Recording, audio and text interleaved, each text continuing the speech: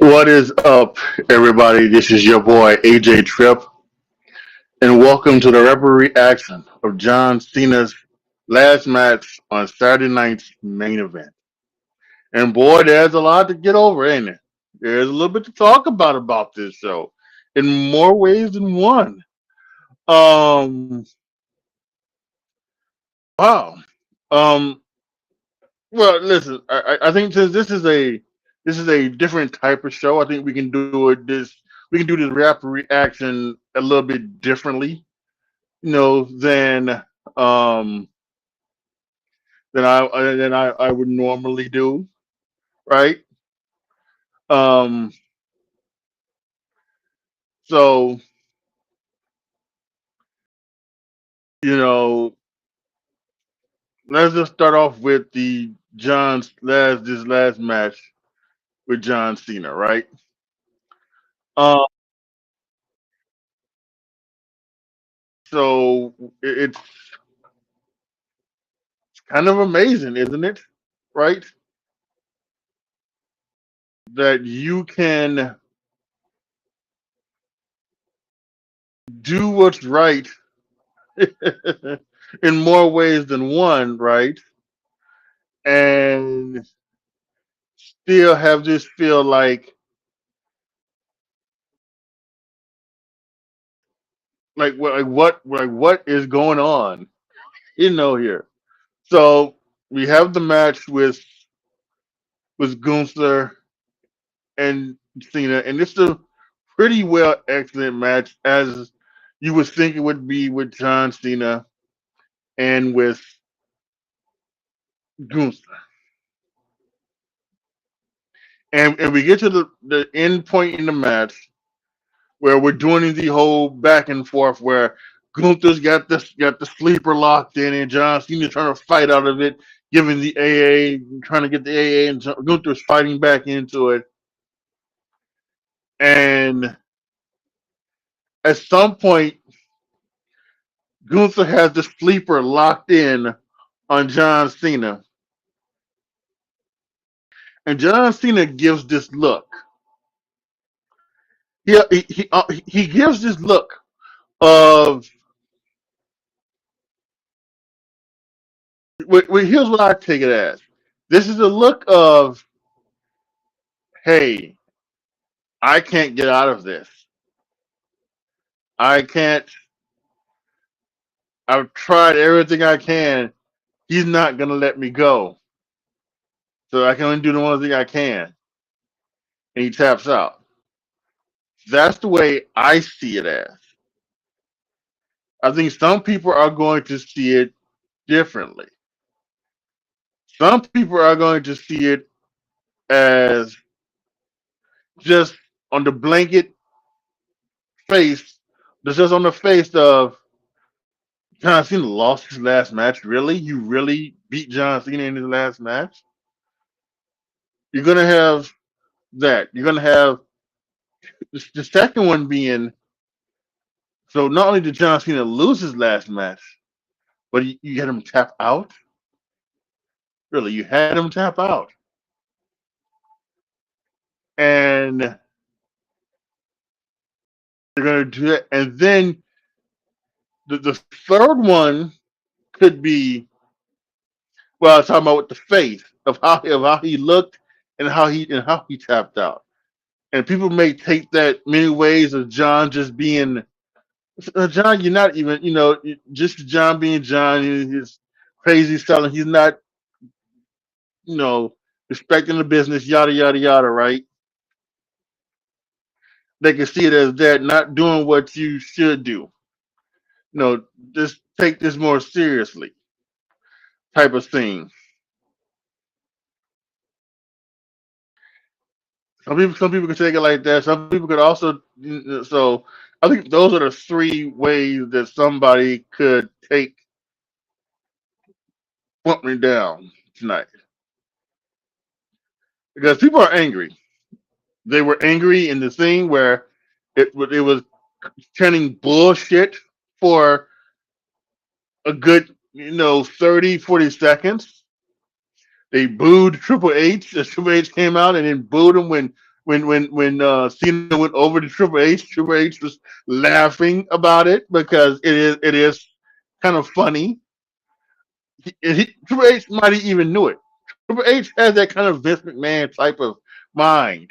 Back when Vince was more into the business and had that type of mind, he could know what the audience is going to do to something. He could know. There's all that great story is that he knew that the crowd was gonna turn on Kurt Angle. You know, and boring and things like that when he's coming out doing his wrestling. He knew that, and he told him that he's not going to get cheered. He's going to get booed. He knew that, and he knew a lot of things like that. He could always kind of predict what the audience is going to do with what he's going to do. And I think Triple H has that type of mind. You can know you may know, and he probably knew that some people were going to be mad that John Cena lost his last match. Now we say all of this not knowing what exactly it is because Triple H could have said to John Cena, he could have sat down to John Cena and said, like he did this entire year basically. He sat down to John Cena and said, John, what do you want to do tonight? This is your last match. This is about you. What do you want to do? And John Cena could have said, I want to tap out the Gunther. And that's what they did. And it could be it could be any of all of that. What could it down? You know, John Cena has said on a couple of occasions that he's going to that after tonight he's going to sit down and talk about everything that happened this year. He's going to break it down. He's going to like pull the covers back, as you can sort of say. So this will be interesting to see what he says. Um, I think someone said that he's gonna like do it tomorrow, something like that. I don't know if it was with Tom Rinaldi because in this Tom Rinaldi thing, he said he was gonna do that, or so I'm not sure what's going to happen. Um, but we'll find out some stuff. We may find out on the post game show. I'm not watching it right now, but it may be going down the post game show. But man, it was a very interesting crowd reaction. I have to say, I'm not shocked that the fans have turned over. I was listening to and watching along with Denise Salcedo's live stream as this was going on, and when this all happened, she was shocked and stunned as well. She could not believe it, and she said that this will be a turning point for how the fans view Triple H, and maybe it is, maybe it will be. I just talked about what might have happened. That John Cena is the one that came up with the idea to um to do that, right? To be the to tap out to Gunther. But in this day and age, people are so cynical; they're not going to believe John Cena. They're going to say that John Cena's trying to save face for Triple H. And even if they do believe, they're still going to blame Triple H because then there's still a lot of people out there that believe that John Cena should have won the last match. But really, you talk about John Cena, what John Cena feels about this business and what he thinks about the professional wrestling business. And while Edge had a great match with Sheamus as he left the WWE, as over in AEW, Sting had a match, where he actually in his entire AEW one went undefeated. He won every match he was in. So as we say all of that, what is like the big thing, right? So there's going to be a big thing about why did he win his last match? but he didn't need to. You know that John Cena was not going to do that. I was jokingly saying that they're going to have to reverse that they would have to reverse screw job John Cena for the win. Yeah, it was going to have to be one of those things where he give Gunther an AA. Houston doesn't kick out when John Cena thinks he's going to kick out. It would have been at that last part where John Cena hits the AA 1 2 3 and Ruther did kick out, and then he locked in the sleeper. But really, it would have been he would have did it right then. So of course he was going to um he was of course he was going to do that. And that was the only way he knows the business. And for once I have no problem with it. I have no problem with it. I will say that maybe he should have had maybe there should have been another way he should have done the tap out. Again, I think I know what he was going for, but still I can see how I can get construed. I think maybe it should have been one of those things where, yeah, maybe it's not like he kind of smirked and smiled. So maybe it's not a smirk and a smile. Maybe he smiles and he then or he's up there fighting, and then the thing comes down above him and he says the only way he's going to get out of this is if he taps, and then he taps out. Like the realization over his face comes over him that the only way he's going to get out of it is tapped out, and it's not not in a way where he did it where you smile, but it's just a kind of a sad type of face. So it is what it is. I do find it funny that Triple H was over there in the corner laughing. I'm not sure. Obviously, we don't know what he said, but I think it was funny laughing because uh, really, whatever. It's absolute ridiculous to get mad at Triple H for making this booking. It's just ridiculous. It is absolutely ridiculous. Well, for however the way you feel it, the way whether he lost by tap or losing by tap out, or whatever other reason why you're mad at Triple H, it's ridiculous. Stop it. So we'll come back to John Cena. I want to talk about more about John Cena. A little bit, just give my thoughts on John Cena's entire career and everything like that. And we'll do that at the end to wrap up this rapid reaction. But I did something that I normally didn't do, and it was because it was John Cena's last match. Normally, I don't do predictions and I don't do rapid reactions for Saturday night's main events, right? And maybe that might change in the new year. I don't know. I'm not sure. Um, but I didn't do a predictions video, but I did. I am doing rapid reaction, and I did keep like notes. This is just in case because you never know. There could have been some great stuff on this show tonight that could have been able to get into my awards show that is going to come up pretty soon here on this channel. So we started off with Cody Rhodes. Cody Rhodes versus Obafemi, the retailer is an NXT champion. But now versus the right now, according to Obafemi.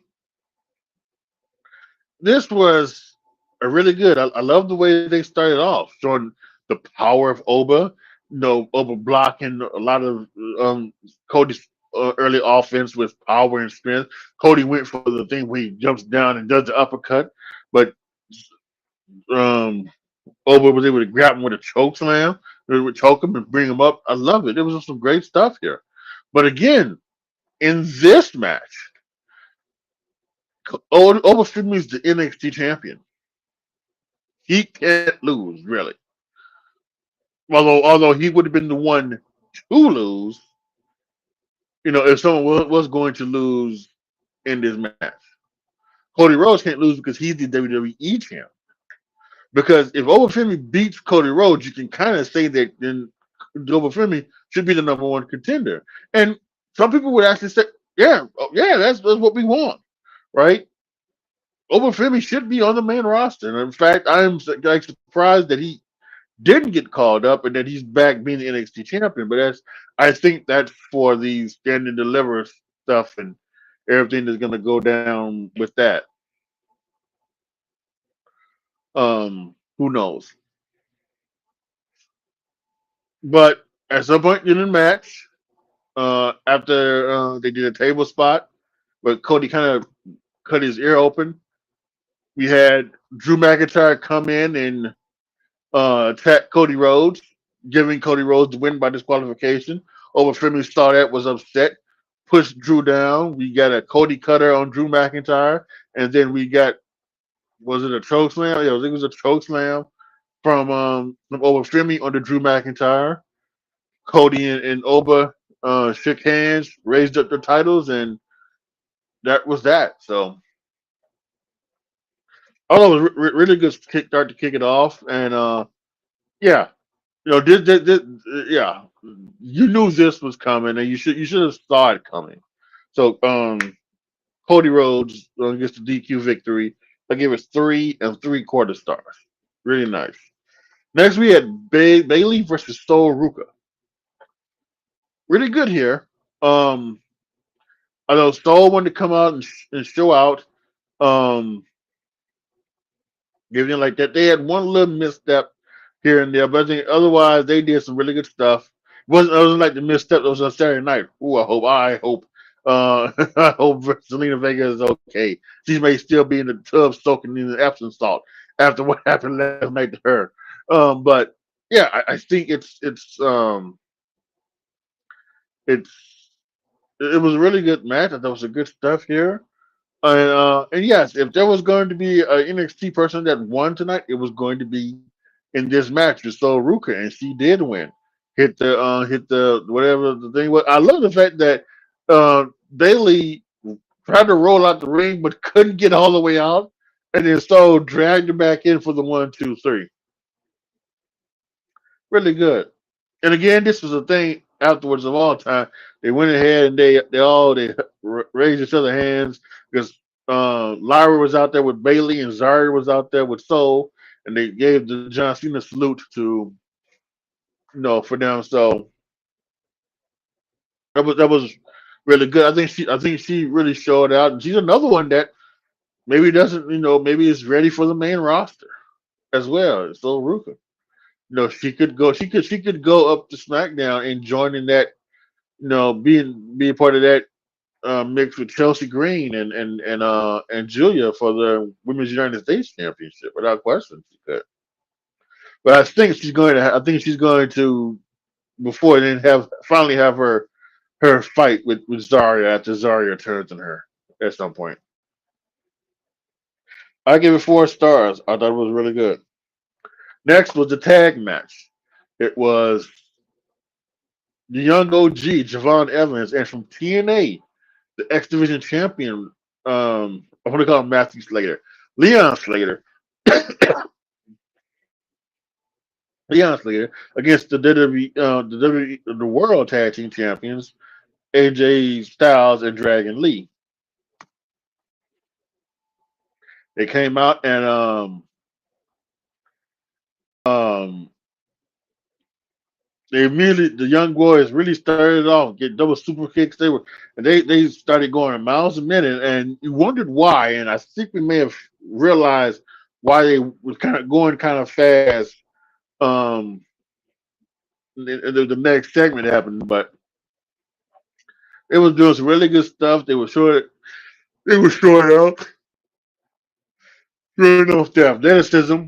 The young bucks get some good stuff here. We saw the Swanton 450 from Leon Slater, the OG Cutter. We saw Dragon Lee do his thing. AJ Styles is trying to go for a phenomenal forearm, and I think he slipped off the rope. And I think they covered it up really well. They went to the top rope, and then Leon Slater went to the top rope, tried a drop kick, missed it. It was caught by AJ Styles, and he hit the Styles Clash for the 1, 2, 3. Really good. It was a very short match, but it was intense. It was some good stuff from these two, and it was very awesome, very awesome. Um, I gave it 4 stars as well. And again, afterwards, all they did the salute to John Cena. Um, so while Stephanie McMahon and Joe Tessitore was kind of onboarding the show, the Miz interrupted them, and he was in his gear. He was wearing the he was wearing the jacket from the night he wrestled John Cena in WrestleMania 27 in the main event in which he won. And as he was talking, then R-Truth came out. He came out and he was talking about the situation where a couple of weeks ago, Sheamus was out because of an injury, and they needed to get somebody. And he switched the name, was his name and things like that. So he made a joke about Nick Aldis's balls, and he showed him that you took away opportunity from the real winner, and he gave the winner, and you could see it was written in big letters so that you can see it, and the crowd was cheering because he had obviously got in. Joe Hendry had got in. He was getting in place.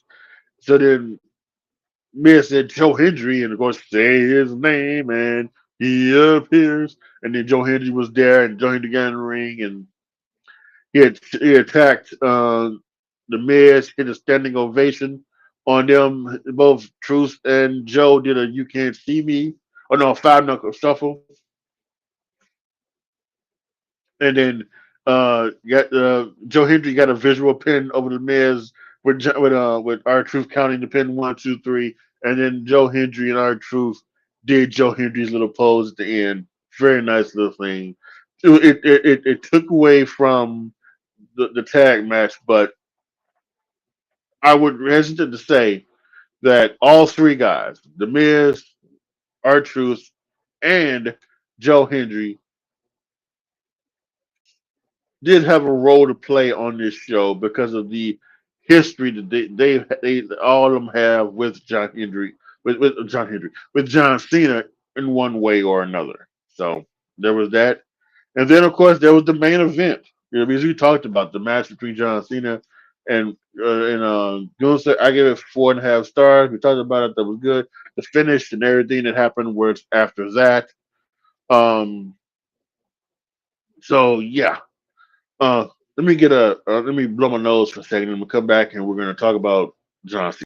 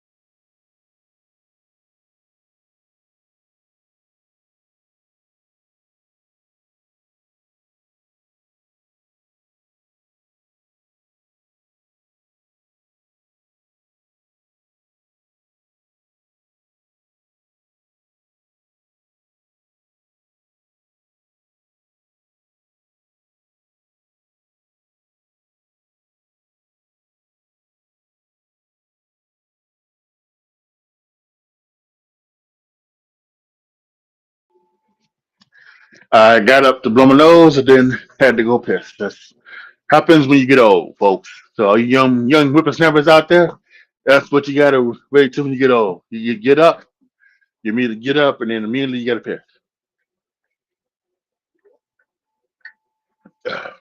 And I'm only 44. I'm not even that old, but I'm old. So John Cena, I've never been one to be on the side that John Cena couldn't wrestle. I've never been like that. With the side I have been on when it comes to John Cena is the fact that I always thought that as well as he could wrestle up to his competition, that he could have those 5-star matches with AJ Styles and CM Punk and Shawn Michaels. That if he wrestled someone lower than him, kind of like the Miz or some other guys, that he couldn't bring he could rarely bring them up to his level. Uh, and I kind of thought that was, you know, that's why I always thought that was one of the things I always had with John Cena. And I was never one that hated John Cena. There are people on social media, on YouTube, in fact, that would say that they hate John Cena with a passion. They hate him. And there were even some people out there that would say that they hate the character, but not the person. But John Cena, many times it says that John Cena, the character, is the person dialed up to 15 to 20. That's what it is. So if you hate the character, you hate the person. It is no ifs, ands, or buts about that. Okay? So let's get that straight. It's the same thing that's going on with Jey Uso. People who are hating Jey Uso and hate Jey Uso's character, no, you're hating the person. So, but that's a whole nother topic for another day. Um, to John Cena. Yeah, I at times was kind of tired of Cena. Um, especially when I felt that there were several times when which he should have turned heel at some point, right? During the time when him turning heel could have been a big deal, and he went on like when Jericho did that, he had that mini run. I think he only did 2 or 3 episodes. He was trying to do his version of the Stone Cold podcast on the WWE Network. He had one, the Chris Jericho podcast. He did Stephanie. He did John. I think he made there someone else. I'm not sure.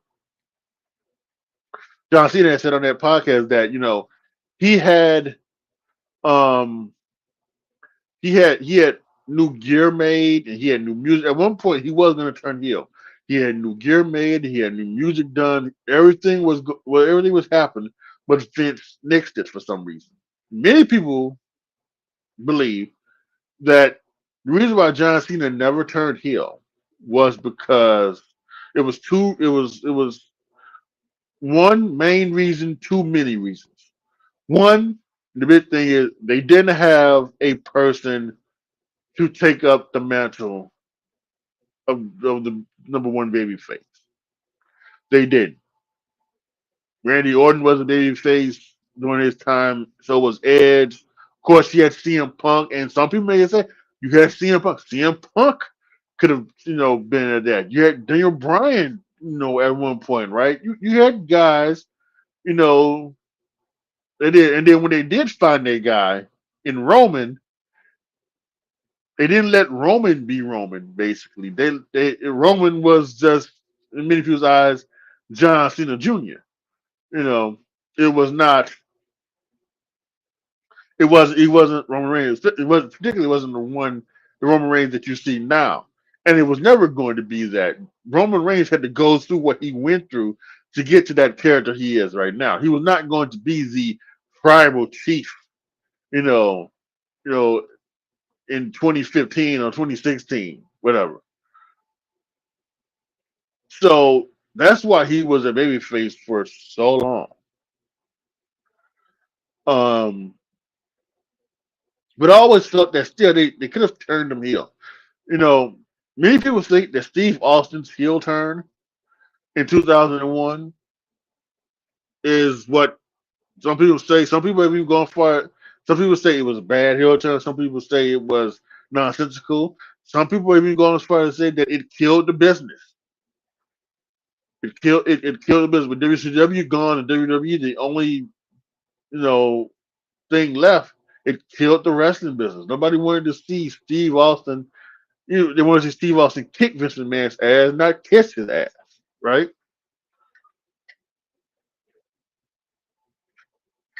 So,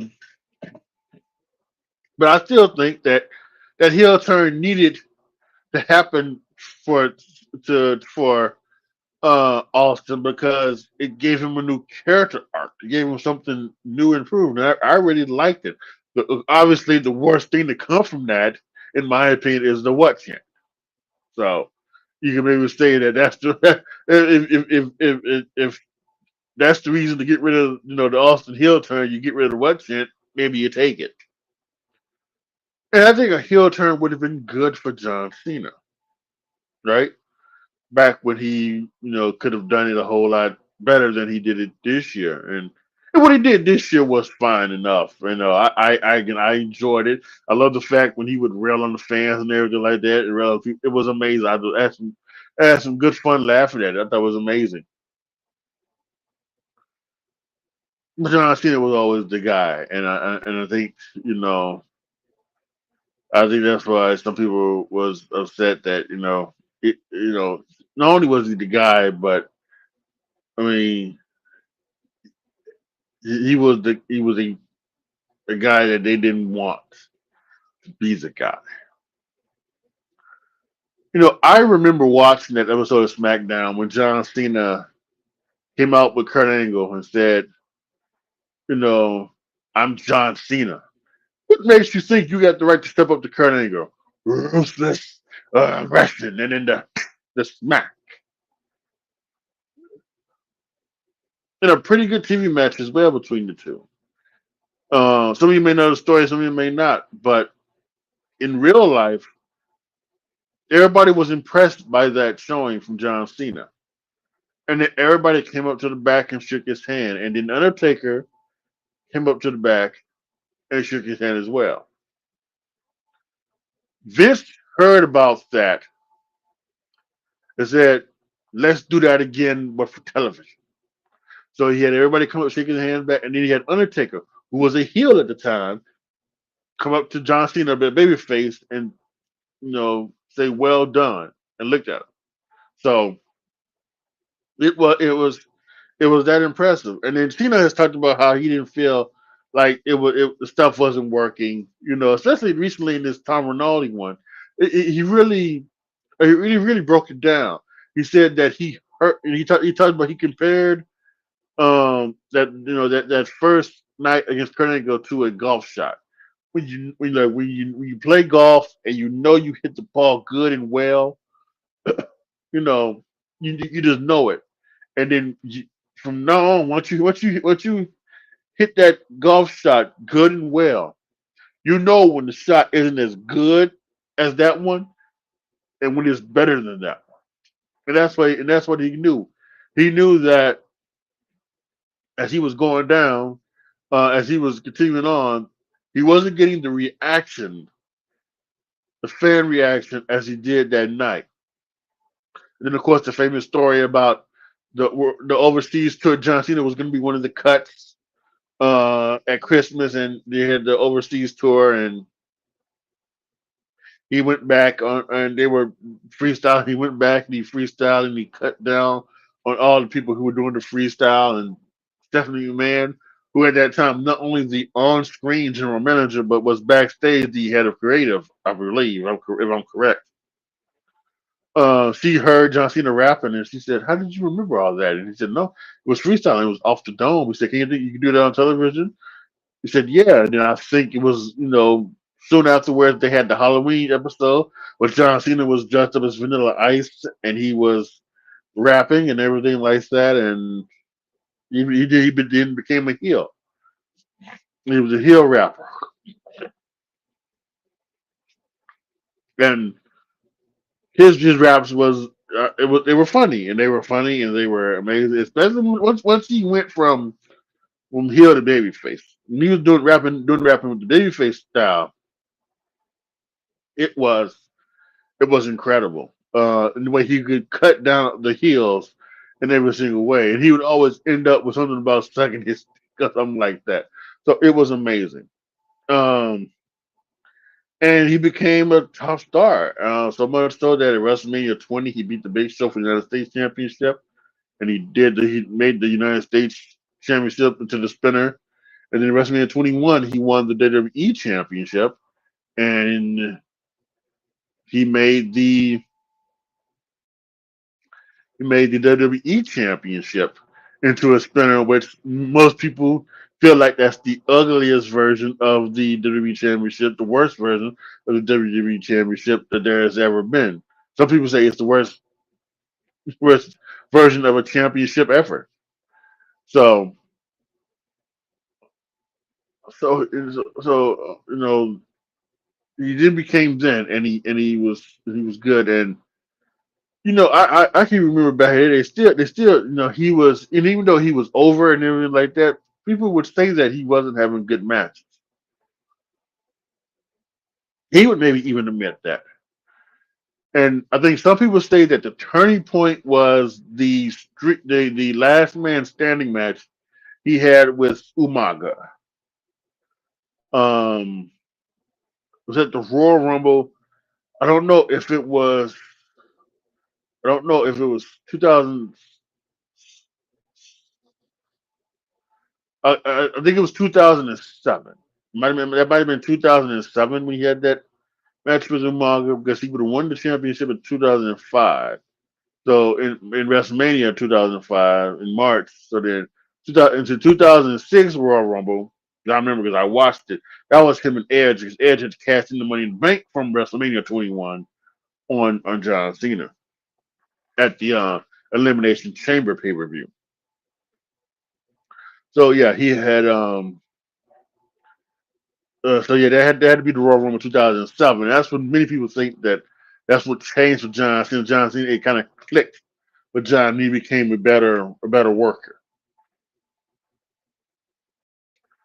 And we can talk about all the stuff, the 2008 to 2009, and how him and Batista they seem to be the guys, and Randy Orton who was truly he was truly supposed to be in the John Cena spot. He was supposed to be the real guy, but when he got the title in 2004, he was young and he was immature and just are now stupid and it's not mince words with it. He was a drug user because he got pinched twice, I believe, for failing the wellness test.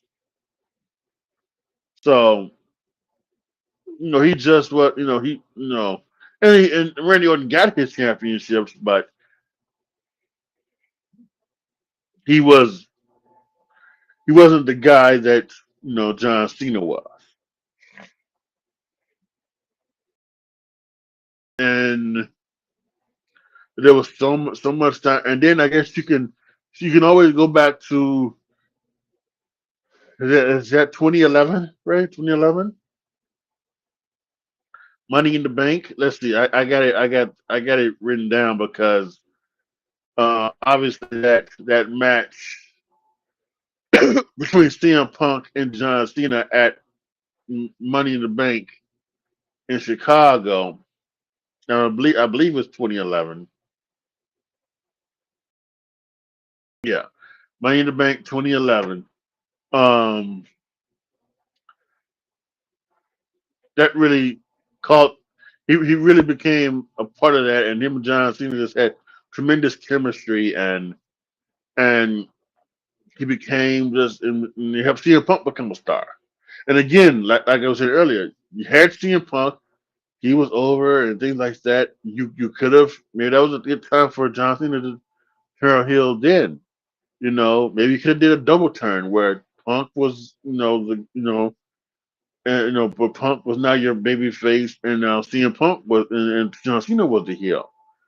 And unfortunately, during that time when CM Punk was the champion, during that year from 2011 to 2013, John Cena still main evented a lot of events. He main evented the he main evented WrestleMania 27, right? That would have been 27 with was it 28? No, he main evented WrestleMania 28. 27, that's the one many people think is the bad one, and that was with him and the Miz. But 28 with him and The Rock. He main evented the next one, Extreme Rules with Brock Lesnar. He main evented a thing with him and John Laurinaitis. I think he main evented a pay per view with him and the Big Show. So while CM Punk was the champion, he was still the main. He was still the number one guy. He was still main eventing all of these shows. Again, another reason why I think people maybe was on the outs with John Cena at the time. And a lot of things changed, and I think again, like I said earlier, we had Daniel Bryan come along, and they had a SummerSlam match in 2013 where Daniel Bryan won, but they were doing the story, you know they weren't really thinking about Daniel Bryan. They really wasn't thinking about Daniel Bryan until the Royal Rumble when they booed Batista out of the building. But no. First off, they booed Rey Mysterio, who was number 30, out of the building, and then they booed Batista, who won it. And then they kind of switched the tails and you know pivoted to Daniel Bryan. Of course, that didn't happen.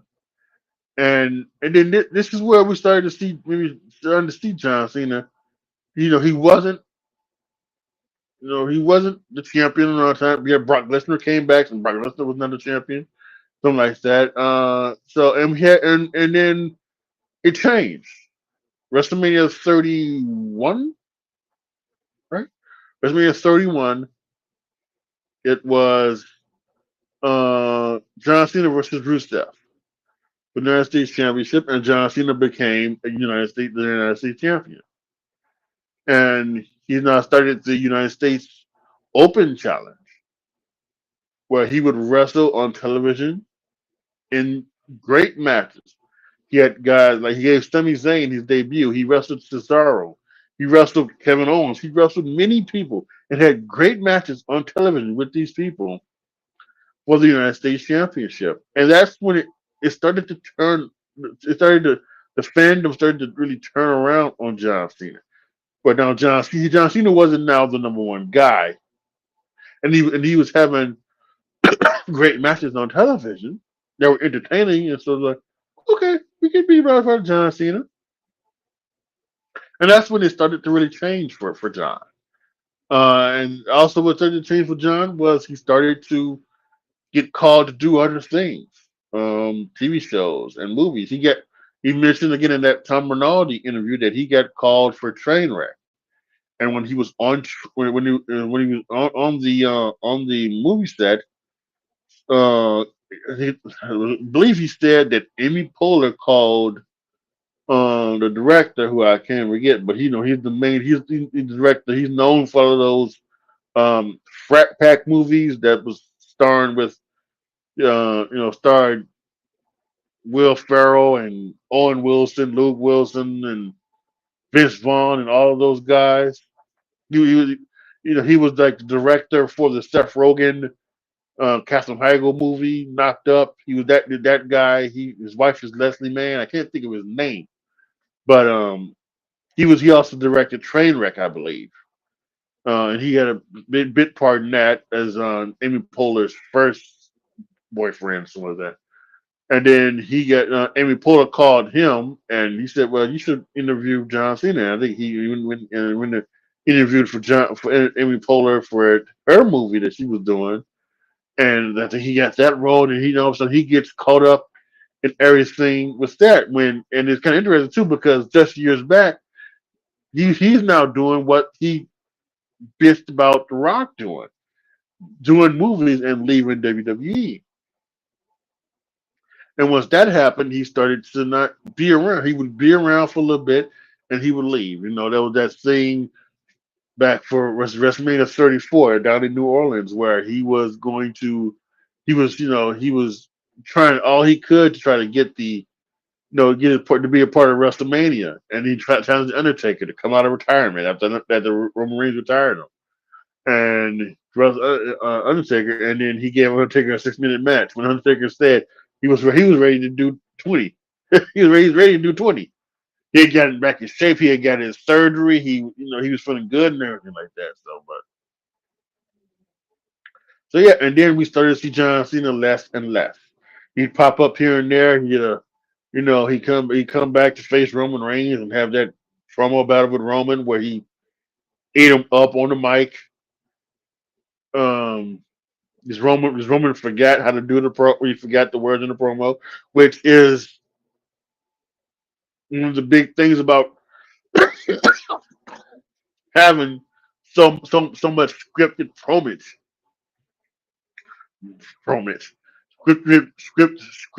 promos. Because we've seen it a lot, time and time. That they just don't, they don't have anything that comes up freestyling when it comes off the dome. They've got things, and it's a lot better than it is now. Apparently, it's still scripted, but they can kind of move things around and they can do everything like that.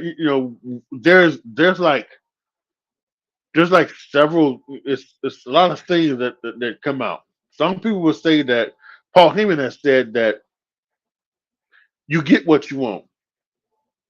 If you want to go out there and freestyle your promo, you can. If you want to go back, you want to go and have your promo entirely written for you. If you're more comfortable that way, you can. Or if you want to come out there with guidelines, you can do that as well. I think that's Paul Heyman said that once, but then there are also reports that promos are still fully scripted. Even guys who are like CM Punk and everything like that, who have who are great promos, you would need a full script. Their things are still fully scripted. So, but what I'm just saying is that it was definitely back then. It was definitely was fully scripted, and you know, Romo, missed his word, and John Cena got him. But then when John Cena came back later and Roman was a heel, he kind of got him back with that whole, you know, missionary over and over again, and yes, that was a good one from Roman.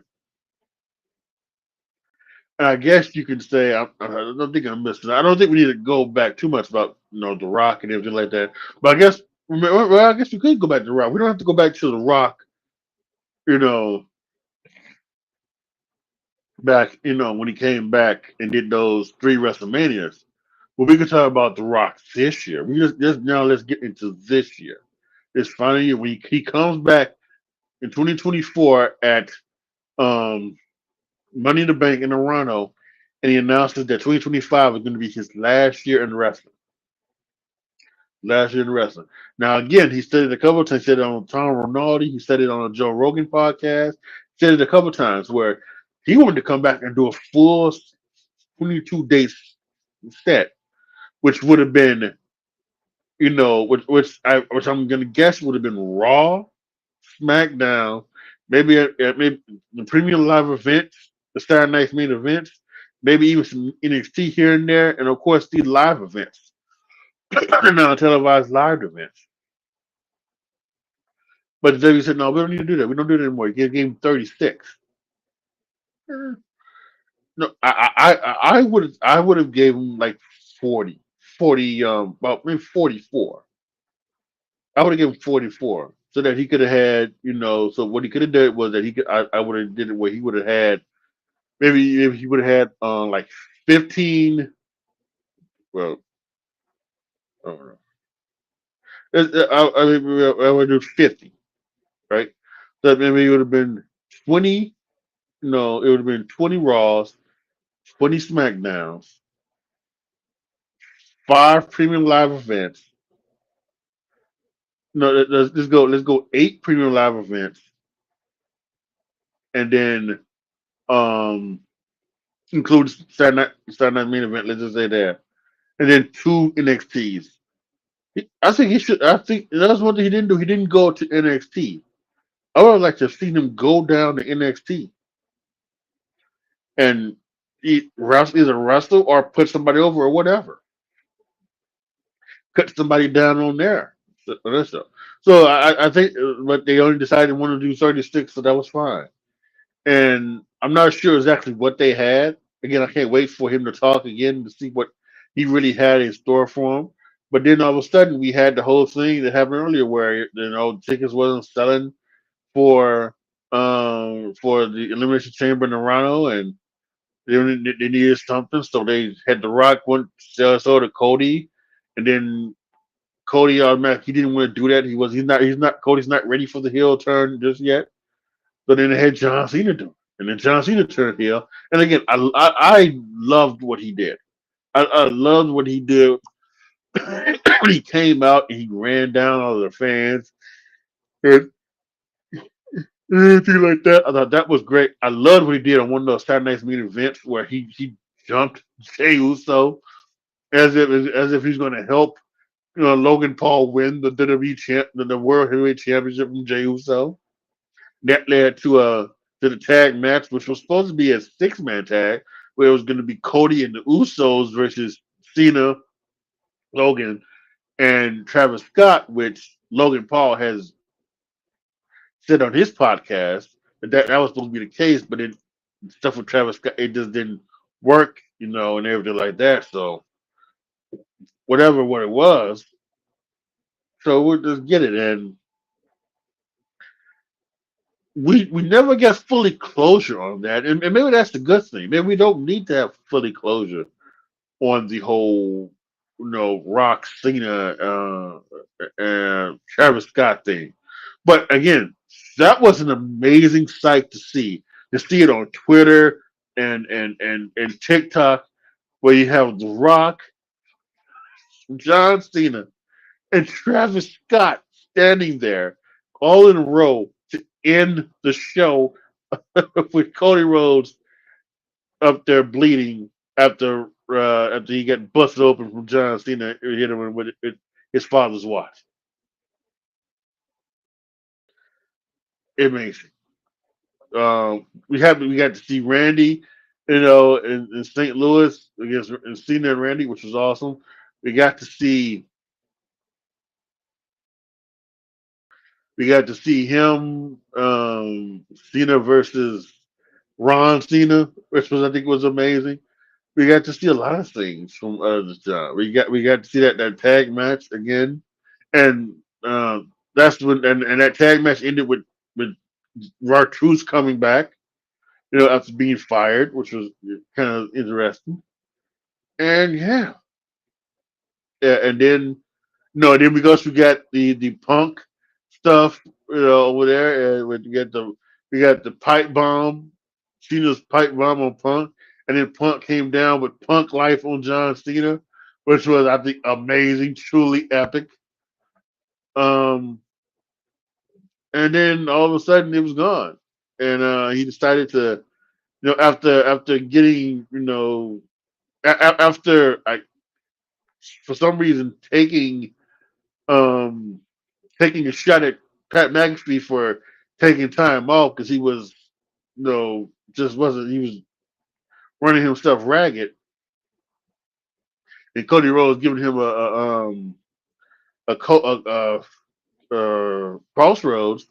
And he comes back and thanks him, and now becomes he's turned babyface, and all is right. And then he loses at SummerSlam the title to back to Cody Rhodes, and but then we get Brock Lesnar returning, and then we get the loser John Cena versus Brock Lesnar, and that's a that's a beatdown. That's another thing that people are going to get on from H about. How you get a big thing from, the epic wet fart. Some people think from that. And then we got the AJ match, which was truly epic. And again, I agree with um Wade Barrett and Michael Cole. It was a love letter to the professional world of professional wrestling. And I loved it. The stuff, in the last couple months with Dominic Mysterio, and then of course tonight, the last match with Gunther. So yeah, pretty amazing. Um, yeah. So my final thoughts. I give my final thoughts again about what happened tonight, and then I have my final thoughts on John Cena's career. About tonight again, I just didn't know how you can be shocked, be angry at the fact that John Cena lost tonight. That John Cena even tapped out. If you know John Cena, you know the way he loves his business and what he wants to do with his business. You knew that he was going to go out doing the honors. That's the way that most people go out, and that was the way he was going to go out, like doing the honors. And I think to get mad at the fact that he did the honors, to get mad at the fact that he tapped out, to get mad at the fact that whatever again, the way maybe he should have made the face when and how he tapped out when it happened. But okay, I think that's legitimate criticism.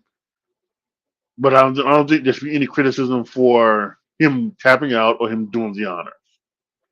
I think really you're upset about that. It's scratch your ass and get glad. You mad? Scratch your ass and get glad, as my mother would say. Um, as John Cena's career, he's been called the GOAT. I don't know if there is a GOAT of professional wrestling. I don't think there's a GOAT in football, right? Because unlike basketball and hockey and even in baseball, right? You play on those sports. You play offense and defense, right? So Michael Jordan's a GOAT. He played offense and defense. Wayne Gretzky's a GOAT. He played offense and defense. Although I don't know how good of an I'm not a hockey guy. I don't know how good of a defensive player he was. Like Wayne Gretzky. Baseball, you play offense. You hit the ball. You play defense. You play the field.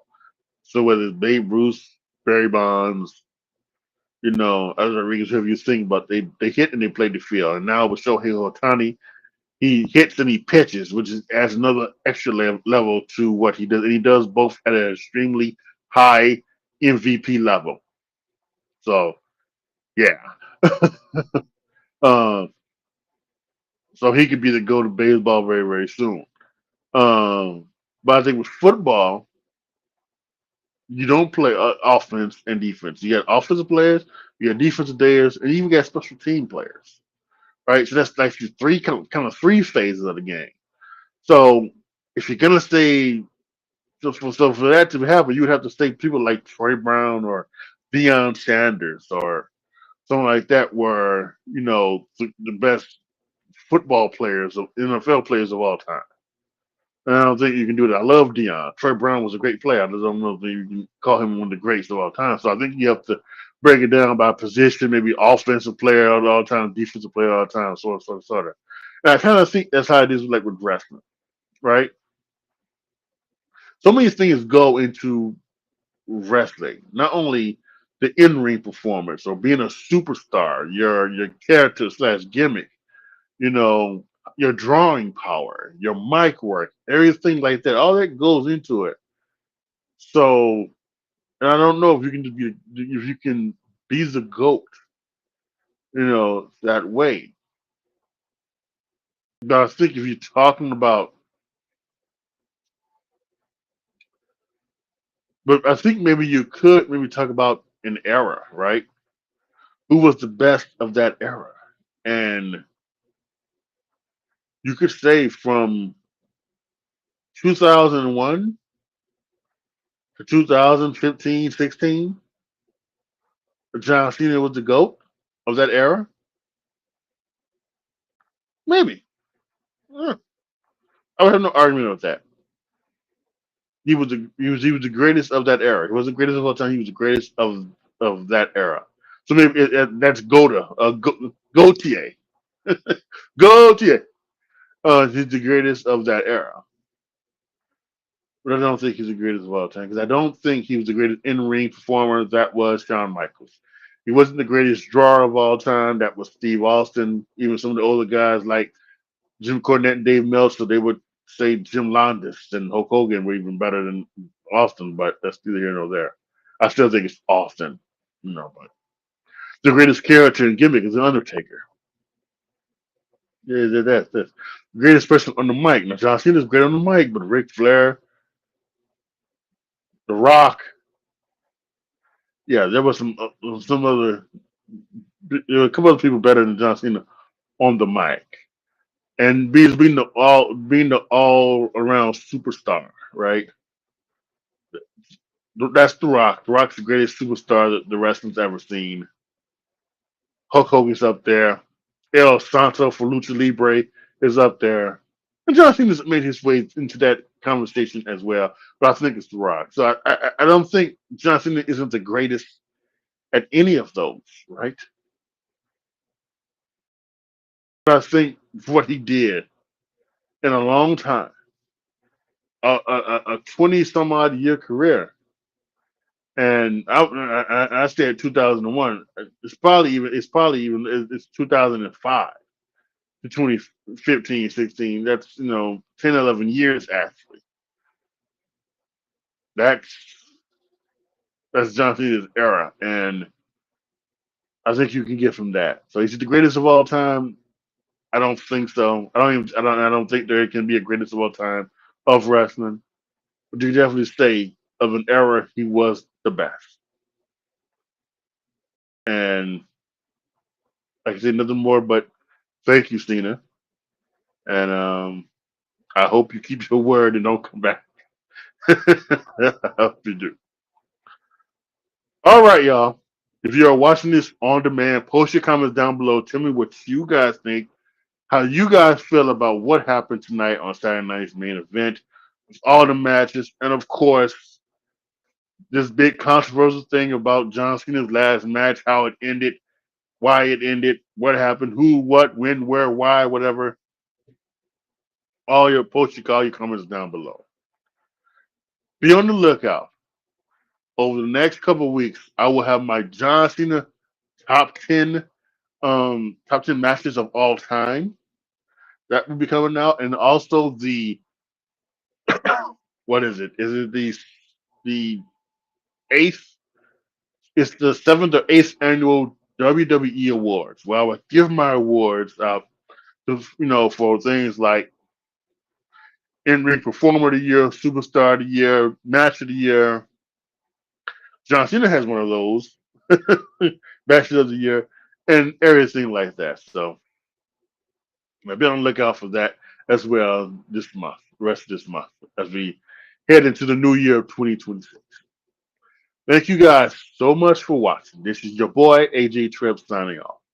As always, be good to each other, y'all. Be careful out there. And I am out.